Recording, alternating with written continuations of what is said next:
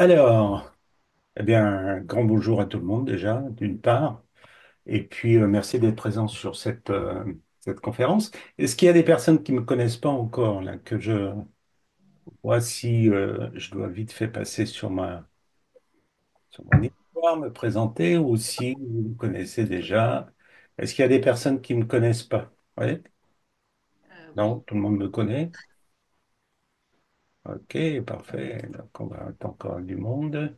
Alors, je vais repartager mon écran parce que je fais des bêtises à chaque fois. Ok, donc là, l'objectif d'aujourd'hui de cet atelier, ben, c'est vous aider à savoir comment dire non des fois pour pouvoir attirer des bons clients. Vous connaissez le principe de l'énergie. Ce qu'il faut, c'est essayer d'éliminer les mauvaises énergies ou de les mettre de côté, en tout cas pour laisser la place aux bonnes. Bah, c'est un peu le même principe chez les clients, en fait. Et bien souvent, on n'ose pas, on ne sait pas comment faire, on ne sait pas comment dire, quoi dire, etc. Alors qu'on sent intuitivement que ça devrait être la chose à faire, mais on ne sait pas comment le, le, le faire. Tout le monde voit bien mon écran? Oui, c'est bon? Oui. Pour tous, ouais. Moi, je vois Lydie. Super, merci. Alors, tous les replays d'atelier, c'est enregistré aujourd'hui. Juste pour les nouvelles personnes, peut-être qui ne connaissent pas encore, vous avez accès à tous les replays sur mon site internet. Il suffit d'aller voir dans Atelier gratuit et vous aurez les replays. Il y en a pratiquement pas loin d'une centaine maintenant. Donc, il y a des sujets complètement différents à chaque fois. C'est toujours un sujet différent et nouveau pour essayer de vous enseigner en même temps quelque chose. Alors, euh, donc l'objectif, comme je vous disais, c'est si vous avez des soucis avec des clients, que vous acceptez des clients qui vous fatiguent plus qu'ils vous nourrissent, si il y en a certains qui vous font perdre du temps et vous perdez du temps à expliquer vos tarifs, vos méthodes, à justifier en fait tout ça, remplir votre agenda mais vider votre énergie, douter de votre activité alors que vous êtes compétent et engagé. Il y a des gens qui sont je sais pas pourquoi, ils ont besoin justement d'être aidés là-dessus et ils véhiculent des fois volontairement ou involontairement des énergies qui sont pas toujours très bonnes et qui sont pas toujours très favorables pour vous. Vous allez voir. Donc, l'idée, c'est quoi? C'est de savoir clarifier qui vous voulez vraiment accompagner, apprendre à dire non sans culpabilité, surtout. Le mot non est vraiment très délicat dans notre vocabulaire. Et quand on dit non, ben, c'est synonyme souvent de rejet pour nous. Alors on peut le dire non, ça dépend à qui on va le dire, mais si on le dit à des clients, on a l'impression que on va passer pour la bête noire. Je vais vous expliquer ça tout de suite. Attirer les bons clients grâce à une posture claire et respectueuse surtout, et reprendre le pouvoir sur votre activité avec fluidité et plaisir. Donc ça, c'est ce qu'on va voir aujourd'hui.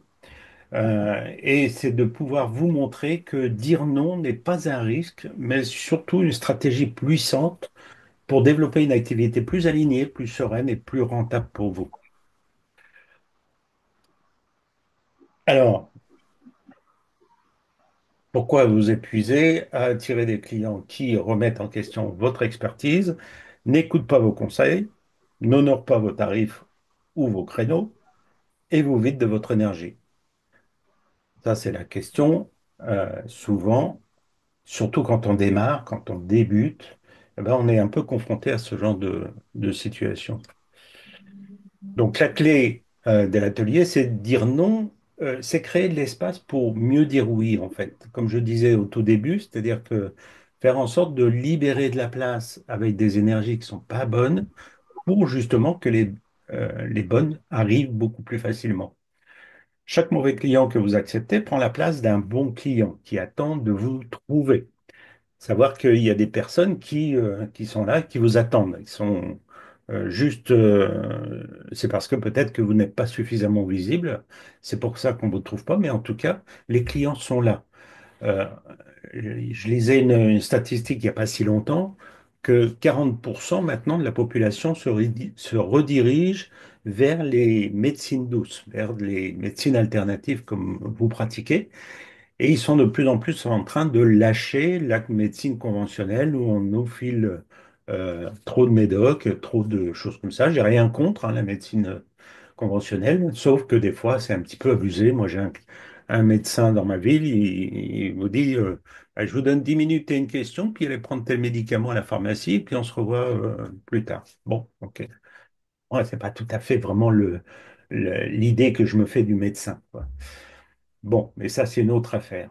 Alors, en apprenant à dire non, vous travaillez avec des clients qui respectent votre énergie, vous augmentez votre valeur perçue surtout, et vous développez une activité beaucoup plus fluide et rentable. Alors, pourquoi dire non? Eh bien, ben, c'est pour pouvoir filtrer en fait les clients euh, qui vont vous aider à mieux construire votre activité, et ça va vous quand vous posez en fait des limites, comme ça, vous attirez des clients qui testent votre patience et votre expertise. Vous passez plus de temps à justifier qu'à exercer votre métier. Vous donnez l'image de quelqu'un qui est toujours disponible, donc interchangeable, pas toujours très bon non plus dans l'esprit de votre client, et votre énergie diminue et vous perdez votre motivation. Ça, c'est un petit peu les genres de problèmes qu'on peut rencontrer quand on filtre pas suffisamment, en fait. En revanche, quand on sait dire non, eh bien, on va attirer naturellement ceux qui reconnaissent votre valeur, d'avoir des séances plus fluides et plus efficaces, rester motivé et aligné à votre mission et développer une activité plus rentable et sereine, surtout. Alors, juste pour les personnes qui ne me connaissent pas encore, je vais raconter vite fait mon histoire, mais vous aurez l'occasion de me découvrir un petit peu plus. Bon, moi, ça fait 20, 25 ans pratiquement, j'ai arrêté de compter, mais ça fait au moins 25 ans que je suis sur le web. C'est vrai que, bon, moi, au début, j'ai disais 20 ans, mais j'ai fait le calcul dernièrement, ça fait au moins 25 ans que je suis sur le web.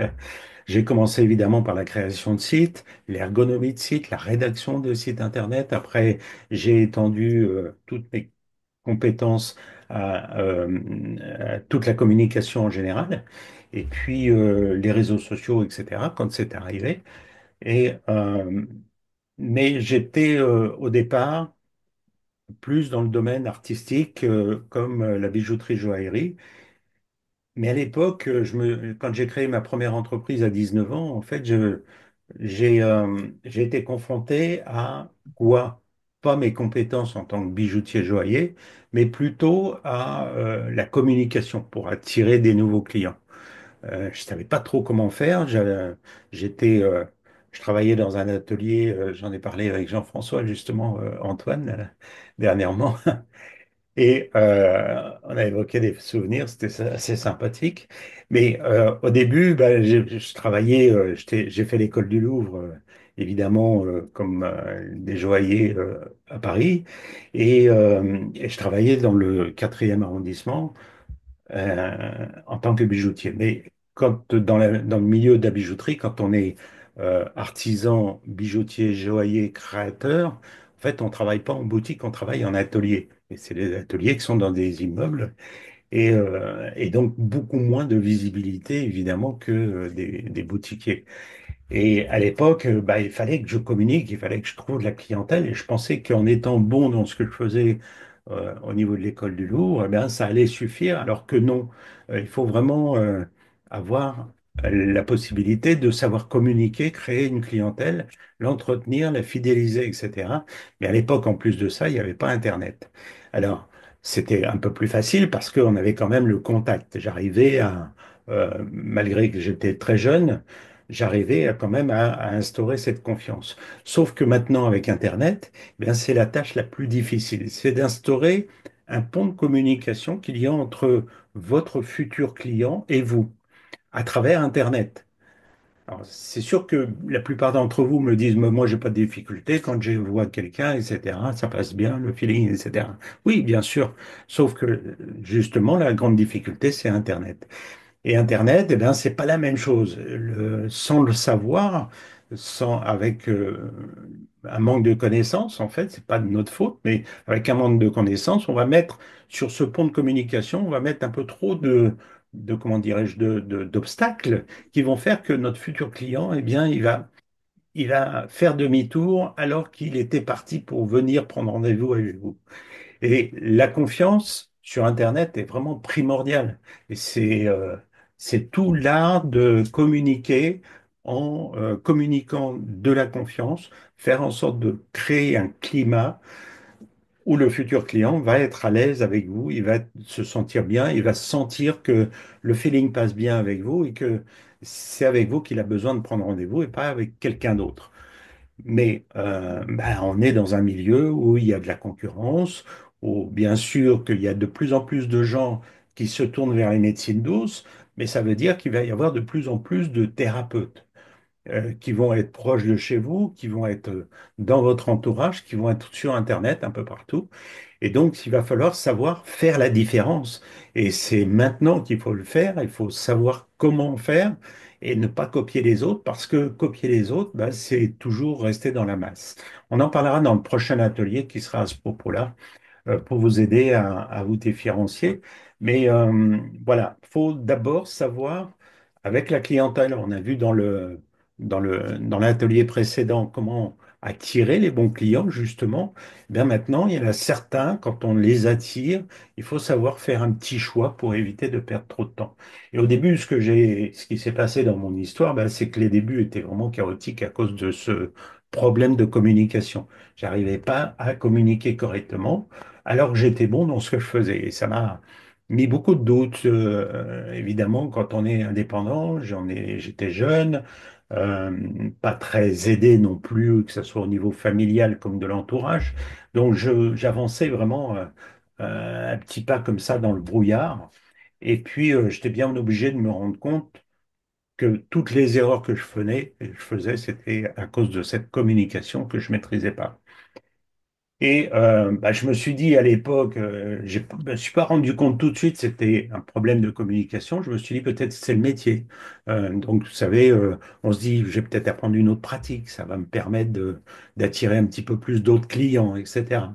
Mais c'est pas ça en fait qui attire les clients, c'est autre chose.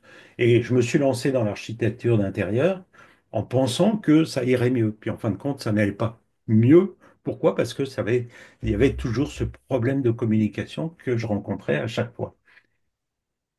Et c'est quand il y a eu Internet que je me suis dit, bon, là, il va falloir que je fasse quelque chose qui peut être vraiment un bon début et quelque chose de génial pour l'avenir. Pourquoi? Parce que de plus en plus d'entreprises vont utiliser Internet pour être présents, pour créer leur clientèle, etc.